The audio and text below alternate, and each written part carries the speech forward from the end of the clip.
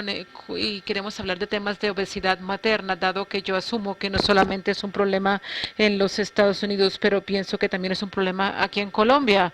Estos van a ser los objetivos. Vamos a hablar acerca de la obesidad de las mujeres en edad reproductiva, obesidad materna y crecimiento fetal. ¿Esto es obesidad en el preembarazo o es simplemente la ganancia de peso gestacional? Vamos a ver a los hijos de madres obesas y luego el problema con la programación de la placenta y el embarazo temprano. Aquí está la prevalencia de la obesidad y como ustedes pueden ver aquí, aquí en Estados Unidos es más del 30%, son criterios de la OMS. Aquí en los datos dice que México, que está al lado, probablemente va a ser tan elevado, pero este estudio es un poquito menos y la mayoría de estos estudios, ya sea en Europa o en Asia, y no encontré nada para Bolivia. Así que de pronto alguien nos puede ayudar y nos puede decir cuál es la prevalencia de la obesidad aquí en Colombia, porque no la puedo encontrar. Entonces hablemos acerca del crecimiento fetal. Durante muchos años, cuando nosotros vemos el crecimiento fetal, no solamente decimos peso al nacer, no solamente es peso al nacer con edad gestacional, pero concluimos que queríamos ver la adiposidad fetal, es decir, qué tan gordo está el bebé. El motivo es que a medida como humano, el momento del parto, el mamífero humano tiene la mayor cantidad de tejido adiposo comparado con otras especies de mamíferos.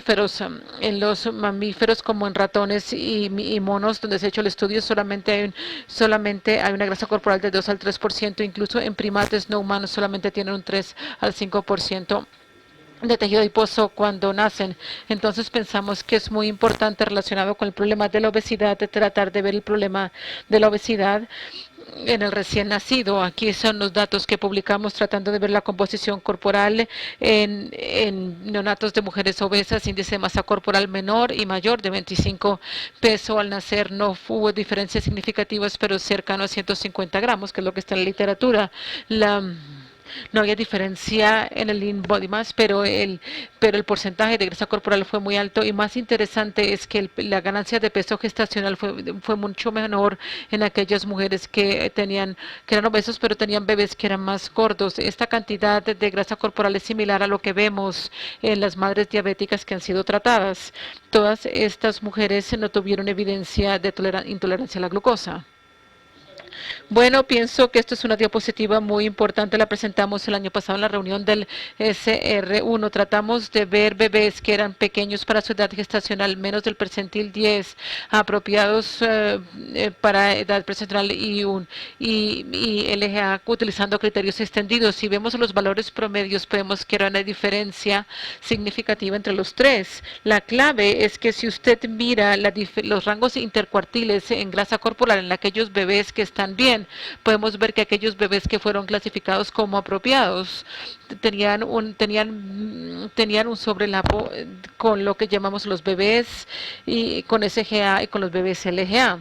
Básicamente la cantidad de grasa corporal de un bebé, aunque solamente represente el 10 al 15% del peso corporal, representa el 50 al 60% de las variancias en peso corporal. La mayoría de las diferencias entre bebés que pesan entre 7 y 8 libras, que usted corrige para género, va a ser en la cantidad de grasa corporal que tengan. Así que cuando hablamos de bebés que son SGA, incluso en el percentil 10, cuando vemos a la adiposidad, vemos que hay una amplia gama. Estos son datos del ensayo JAPO y lo que podemos saber del ensayo JAPO es que el índice de masa corporal de la madre tiene una correlación muy fuerte con el porcentaje de grasa corporal en un bebé que está por encima del percentil 9, que parece que llegará a un nivel cuando llega a la obesidad clase 3 con un índice de masa corporal de 40. Estos son algunos de los parámetros metabólicos que son diferentes en aquellos bebés que son obesos comparados con delgados. Estos estudios se hicieron en el momento de un parto por cesárea electiva y lo que ustedes pueden ver obviamente es que el índice de masa corporal preembarazo es más alto, así como el índice de masa corporal post embarazo, pero tengan en cuenta esto es que el peso total ganan menos peso las mujeres maternas que son obesas comparados con las delgadas, suponiendo, pero si usted mira a la perspectiva de la población, las mujeres obesas ganan menos peso, así que no es la ganancia de peso. Y ahora se los explico. Bueno, los bebés que tienen mayor concentración de insulina, concentración de glucosa, edad gestacional no fue diferente, el peso al nacer cuando se ajustó fue significante, la longitud no fue significativa significativa, pero nuevamente cuando entramos a la grasa corporal fue mucho más elevada. El peso de la placenta es mayor en las madres obesas y sabemos que el peso placentario se correlaciona no solamente con peso al nacer, pero con la grasa corporal neonatal, los niveles elevados, la insulina, los glucocorticoides y todo esto se ajustó de acuerdo a la raza y al tabaquismo de la madre. Hablamos ayer un poquito acerca de la inflamación, está relacionado, pero la inflamación metabólica está relacionada con la resistencia a la insulina. Si vemos a estas madres, podemos ver que las concentraciones de leptina son más elevados. Esto se debe, la alfa-lactina no estaba diferente, el TNF no estaba diferente, pero el IL-6 fue más elevado en mujeres obesas y el CRP fue significativamente más elevado. La obesidad de las madres, incluso durante el embarazo, está asociada con un perfil inflamatorio. Y aquí podemos ver el cordón umbilical de los bebés, es lo mismo. Vemos la concentración de leptina fetal se correlaciona con la adiposidad fetal, los niveles de alofenectinas no estaban diferentes, los niveles de TNF alfa no eran diferentes, pero el IL-6 incluso en estos bebés fue más elevado, mostrando que incluso en el momento del parto estos bebés tienen un incremento en el perfil inflamatorio. Cuando vemos la resistencia a la insulina neonatal, estos son los fetos, estos son las madres. Obviamente la resistencia a la insulina es mucho más elevada en los obesos comparados con las madres no obesas, pero es muy similar cuando hablamos acerca de la resistencia a la insulina. Incluso cuando los bebés al momento del parto reducen la resistencia a la insulina pero la diferencia entre los infantes de los obesos versus los no obesos, y esto se correlaciona así como en el adulto, entre más obeso sea el bebé, mayor será la resistencia a la insulina en el recién nacido. Incluso en el momento al nacer, los bebés obesos son mucho más resistentes a la insulina. Y ahora les voy a mostrar que esto también se relaciona con la obesidad infantil y la resistencia a la insulina. Tengan en cuenta cuando vemos la composición corporal, hay que tener en cuenta problemas de género, y si vemos a los infantes, hombres y mujeres. Esto es un estudio de nuestro grupo, es que el peso al nacer en infantes, en niños, es mucho mayor, pero debido más que todo a la masa, y esto es la longitud y la masa está aquí comparado con los infantes. Sí hay un incremento en la masa adiposa, pero más que todo está relacionado con el incremento en masa corporal, y el porcentaje es diferente porque los bebés tienen mayor masa, y aunque incrementa, la verdad lo mismo. Y nuevamente aquí vemos que hay una diferencia en el peso placentario aquí en los hombres y mujeres. Bueno, la verdad, ¿cuál es la pregunta? Hemos pasado mucho tiempo hablando acerca de la ganancia de peso en el embarazo. Les voy a mostrar datos para convencer lo que es algo más relacionado con la obesidad preembarazo que con ganancia del peso durante el embarazo, especialmente mujeres con sobrepeso u obesas. Este es un estudio que se hizo por Ted Waters. En nuestro grupo trato de ver los cambios en la masa corporal magra en aquellas mujeres que tenían un peso normal antes, durante el embarazo tenían sobrepeso y eran obesas antes del embarazo. Y lo que pueden ver es que si ven la categorización de ganancia de peso menos, más, igual a o mayor de, si usted tiene un índice de masa corporal preembarazo normal, lo que podemos ver es que a medida que incrementa el peso, se incrementa la masa magra de los bebés y de las madres que tienen un peso normal. Una vez que usted tiene la categoría, aquí podemos ver que no hay resistencia, porque aquí vemos que tienen mucha sobreposición y no hay diferencia significativa cuando tratamos de ver la cantidad de masa adiposa en mujeres que ganan menos, más o mayor, que el incremento en la ganancia de peso en mujeres de peso normal está asociado con un incremento en tejido adiposo, pero lo que vemos aquí es que en sobrepeso, pero en la mujer obesa, así que relativamente hablando, la ganancia de peso relacionado con la masa muscular del tejido adiposo se da más que todo en el infante de una mujer que tiene un peso normal antes del embarazo o tiene un IMC normal. Hicimos después una regresión tratando de ver cuáles son las variables asociadas con masa muscular, la edad gestacional, el género, la raza, el tabaquismo negativo. Así que sabemos que las mujeres que fuman en nuestra población, que es como el 20% de la población, sabemos que la reducción en peso que vemos en mujeres que fuman está relacionada con una reducción en su masa muscular. Así que bueno, llevamos a un IMC pregrávido. Aquí podemos ver que son 2% de los variantes y un poquito más que la ganancia de peso. Nos interesa más que todo es en el tejido adiposo el porcentaje. Y aquí podemos ver que el pregrávido IMC es un factor mucho más fuerte que lo que es la ganancia de peso, 5%, menos del 5% acá, 6% acá y aquí solamente 4%. Bueno, ¿qué pasa? Que los niños de mujeres obesas, eso es un estudio que hicimos, donde hicimos un seguimiento longitudinal de mujeres que estaban delgadas y que eran obesas antes del embarazo y tratando de ver la ganancia de peso durante el primer año de vida, diciéndolos a 4 meses, 8 meses y 12 meses de edad. Y lo que ustedes pueden ver es que durante ese primer año de crecimiento no aparece ser que haya mucha diferencia, una leve diferencia aquí, pero estos no fueron estadísticamente significativos. Sin embargo, cuando vemos la masa muscular, vemos que es idéntica, no hay cambio en el crecimiento en bebés durante el primer año de vida, en madres delgadas y obesas cuando usted mira la masa muscular. La diferencia es que aquí tenemos los datos al nacer, que aquí pueden ver en mayor detalle, pueden ver que los bebés obesos, tal como les mostré más, los los infantes de las mujeres obesas o con sobrepesos tienen mayor tejido adiposo al nacer que las mujeres delgadas, pero lo que se ve es que durante el primer año de vida es que hay un crecimiento en las infantes de mujeres obesas, mientras que las barras rojas muestran que incrementa el peso en mujeres delgadas y esto es estadísticamente significativo a los 4 y 8 meses de edad y no presentó diferencia acá.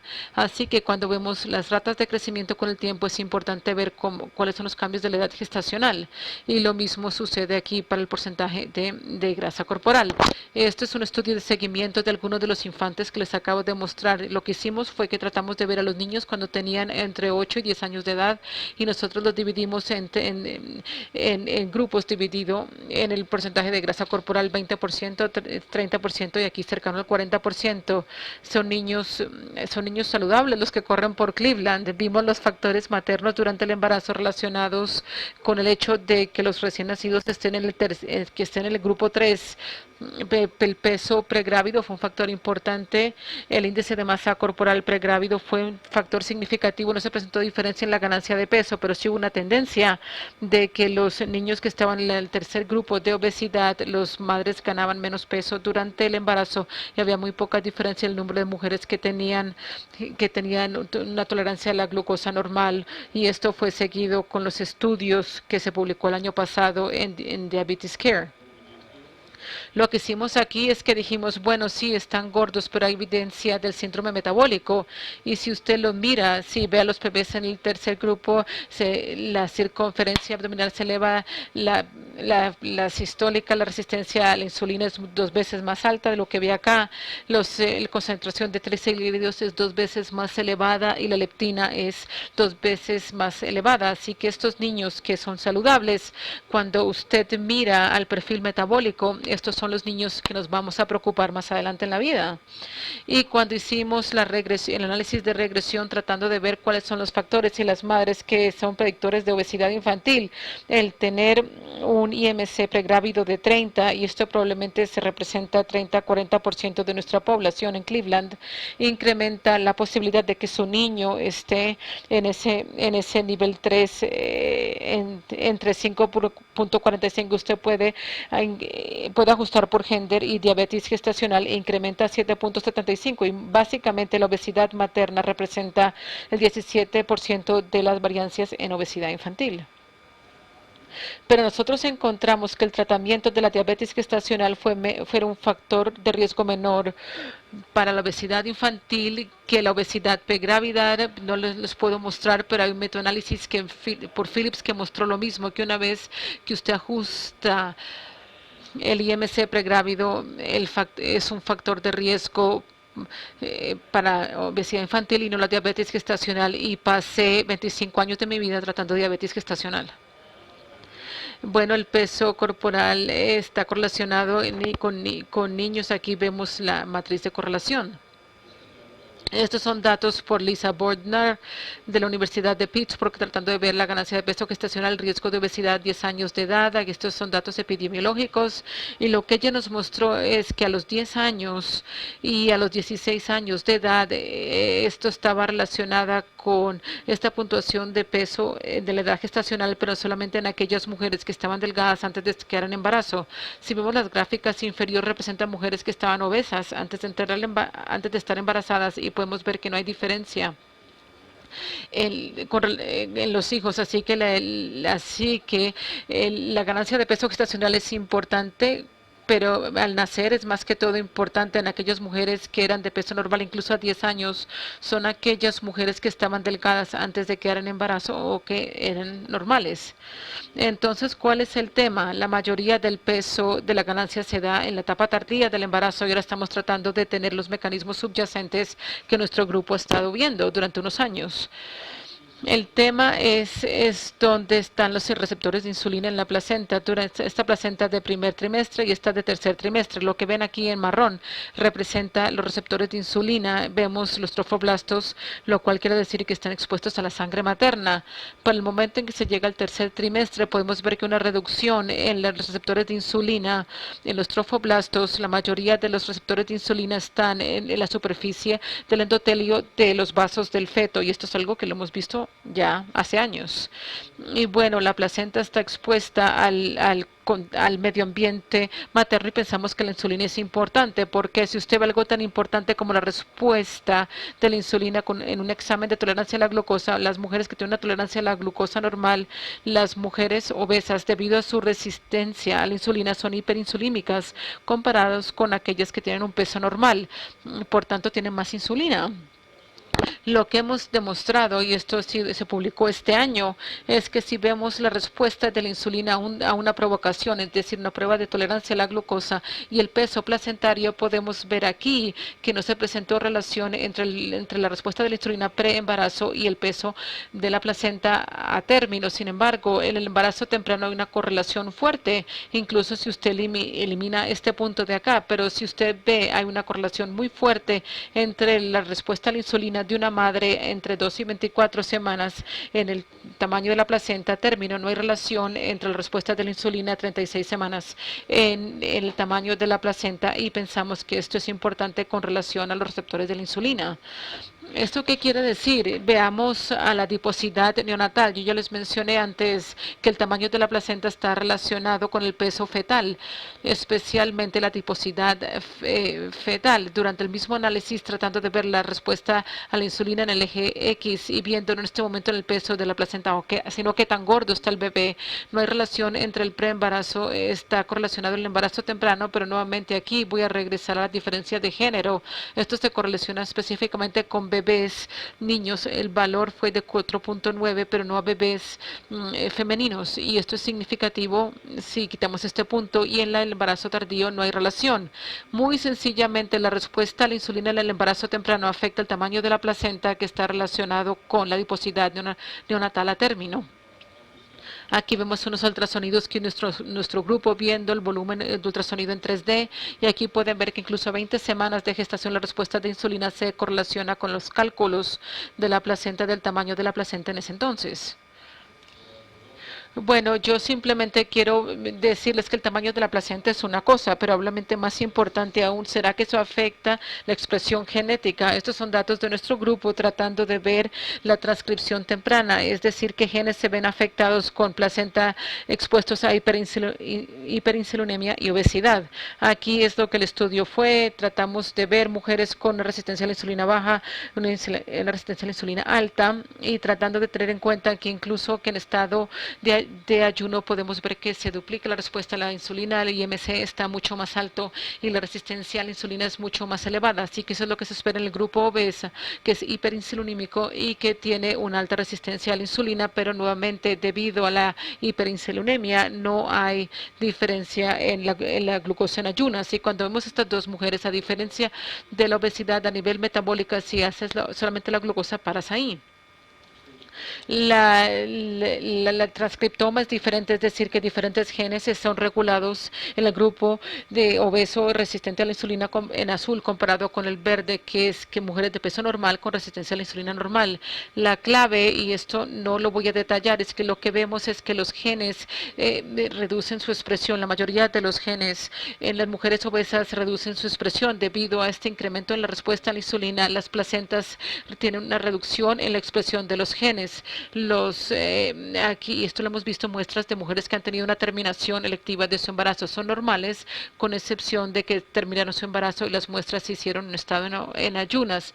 Los genes que están afectados relacionados con gastos de lípidos y energía, estructura y metabolismo de las células, así que no solamente afecta el tamaño de la placenta, pero los genes que están relacionados con la función de la placenta se ven afectados, y por eso es que creemos que lo que sucede en el embarazo temprano, así como la hiperglicemia, está relacionado con el riesgo de anomalías congénitas en la parte temprana del embarazo. Hiperglicemia, hiperinsulinemia está relacionado con la función de la placenta, expresión genética, lo cual los lleva al tercer trimestre.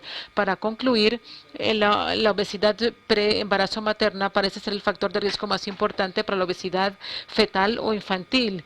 Los niños masculinos de madres obesas tendrán mayor riesgo de obesidad infantil, y el tamaño de la placenta correlaciona fuerte con la adiposidad fetal, y pensamos que la insulina materna y la hiperinsulinemia puede afectar la expresión de los genes en el embarazo temprano, incrementando el riesgo de que ese bebé sea obeso y que tenga una disfunción metabólica a los 8 años y después. Lo dejo ahí y gracias.